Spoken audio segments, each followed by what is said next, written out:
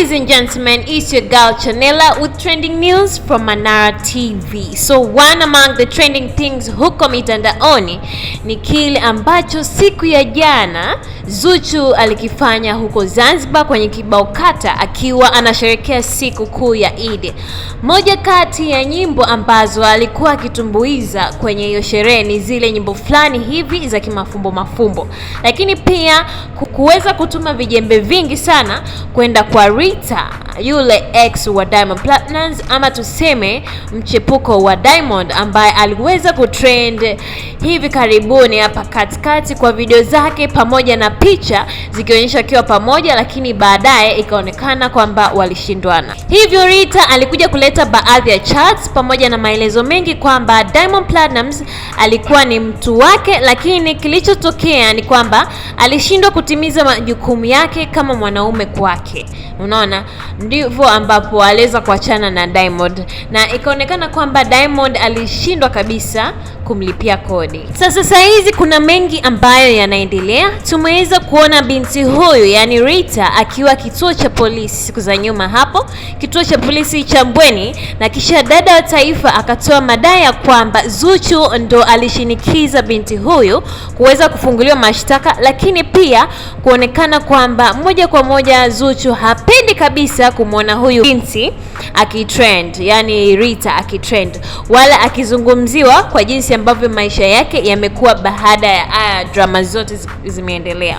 Sasa Zuchu baada ya siku ya jana, moja kati ya nyimbo ambazo alikuwa anaimba kimafumbo mafumbo, alikuwa anasikika kuna mstari mmoja alikuwa anatuma salamu kwa Biki Dodi. Sasa hili Biki Dodi ni jina jipya la Rita ambalo kaweza kupatiwa. Kitendo hiki kimeweza kuleta picha nyingine kabisa, yani picha mpya, na kuonekana kwamba Zuchu alikuwa anatamani kwamba haya mambo ya mfungo wa mwezi mtukufu wa Ramadhani uweze kuisha na kisha yeye aweze kuanza kufanya mambo yake, kwa sababu hapa katikati Zuchu alikuwa na utulivu mwingi sana licha madai kuwa mengi, lakini yeye hatukumuona akiongea wala kuandika chochote.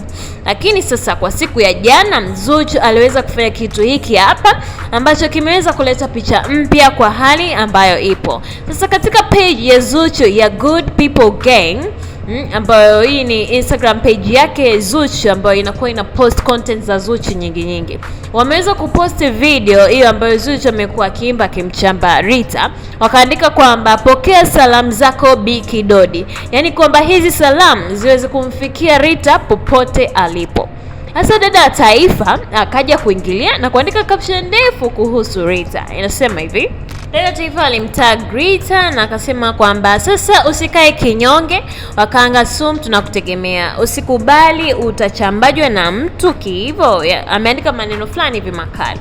Mimi mwenyewe tako nimemzidi kuanzia utosini mpaka unyayo, hana alichokuzidi zaidi ya hela, ila hela ndo everything. Sasa sijui tunafanyaje hapo, ila usikubali mwaego. Dada wa taifa aliendelea kuandika maneno mengi, ila ni kwamba mwisho wa siku dada wa taifa ameonyesha kwamba ameweza kukaa na kusimama upande wa Rita na kumwambia Rita asikae kinyonge, kwamba aweze kumjibu Zuchu.